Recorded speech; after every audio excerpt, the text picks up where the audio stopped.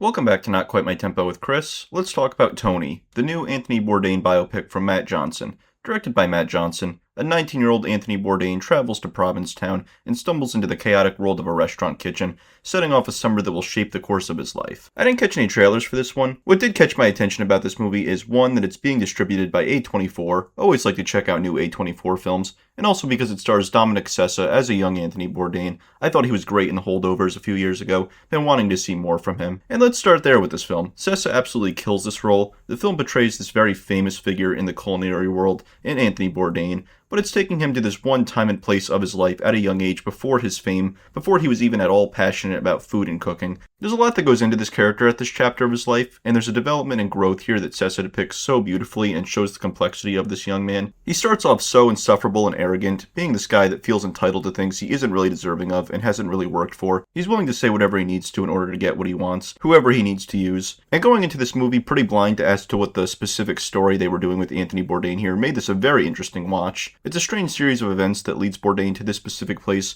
where he goes through this summer that changes him as a person. He ends up meeting Antonio Banderas as a chef that he ends up working in his kitchen. I loved Banderas and his character here. He can be so tough, but also shows a passion for cooking. He acts as a mentor figure to Bourdain that really is able to challenge and get through to this young man and show him the error of his ways as of late, pushing him to consider what he really wants in life, what he really cares about, who he wants to be. It's this powerful mentor relationship that has ups and downs. There's so much tension between them at points, times where they just don't see eye to eye and really conflict with each other. But there's also points where you can feel the love of cooking and chasing what you really love, finding your passion and purpose in life, and it brings these two together. Another performance I want to mention is Emilia Jones. She's great here as this other person in Bourdain's life that drives a lot of his motivation in the film for a while. She challenges him on his attitude and behavior and who he really wants to be, what he's really doing with his life.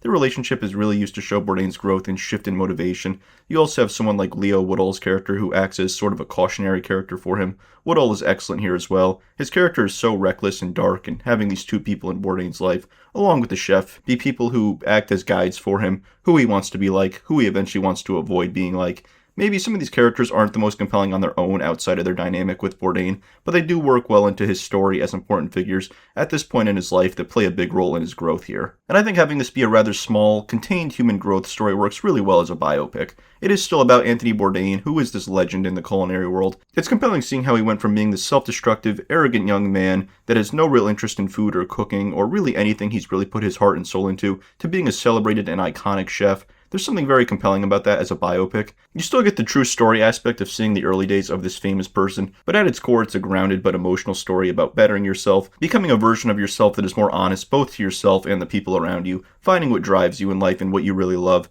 This idea of being at the right place and right time in life, meeting the right people can change you. It's a strange journey that gets him on this path in the movie. When it first started, I became much more curious as to where it was going, because it's not this comprehensive depiction of Anthony Bourdain's rise to fame, all the highlights of his career, his books, his TV fame. That's sort of what I was expecting when I heard the phrase Anthony Bourdain biopic.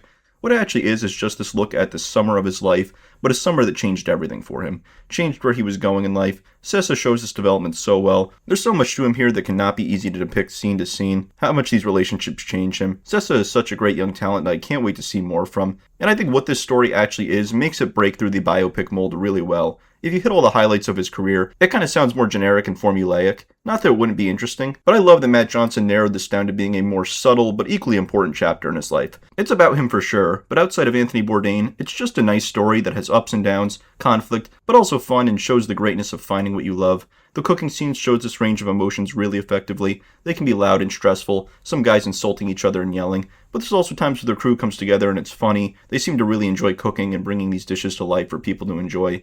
The third act here is so wonderfully set up and subtle, but it provides wonderful payoff. Little lines and interactions lay the groundwork to have these moments in the setting mean so much for the character arcs. Speaking on the cinematography, there's that beach setting here that has tremendous shots at dusk, use of shadows, characters standing on the beach with the sky being beautiful colors. There's some jaw-dropping shots here that were a real treat to see in the theater. The whole movie has a nice color palette and vibrance to it that I really enjoyed as well. As for any issues, I don't have too many. Maybe in the middle some scenes go on a little too long. It can drag a little with some of the darker elements, but overall I think the story is wonderfully constructed to have a wide range of emotions, conflict, compelling character arcs, excellent performances. It's about Anthony Bourdain, but it's also just a nice story of growth and the impact people can have on each other, finding who you want to be in life. I enjoyed Tony much more than I thought I would. As someone that doesn't have a specific attachment to Bourdain, I got way more into this than I expected. This is a great way to do a biopic. Make it about the person, but don't follow that formula too closely. Get the audience invested in the characters and arcs. This one really stands out to me in the biopic genre. Whether or not you have an interest in Anthony Bourdain, if you just want a great human drama, I'd check out Tony. I give it an 80 out of 100. That's going to be it for me today on Not Quite My Tempo with Chris. I'll be back on Saturday with a review of Coyote vs. Acme, but until then, enjoy.